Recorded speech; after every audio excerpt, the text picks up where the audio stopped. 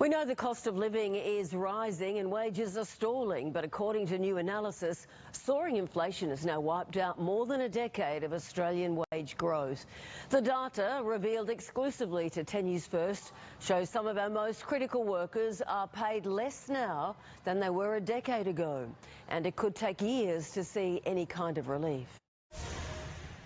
She's saved countless lives, but after 14 years in the job, Campbelltown paramedic Tess Oxley is working harder than ever to afford her career. My petrol prices have gone up, my groceries have gone up, and it's becoming a topic of conversation with other paramedics at work. Rising living costs are impacting families right across the country, and any increase in pay is being offset by the steep rise in inflation, resulting in a decline in what's known as real wages.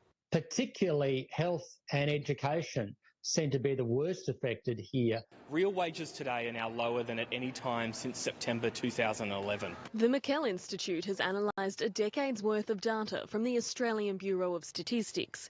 It found, when adjusted for inflation, some of our most critical workers are paid less now than they were 10 years ago. According to the report, a fourth-year nurse earned just over $76,400 in 2022, but when adjusted to account for inflation, real wages for nurses has dropped by almost $3,000 in a decade. For a second-year paramedic earning $77,500 last year, inflation means that would equate to $79,400 in 2012, leaving them almost $2,000 worse off today.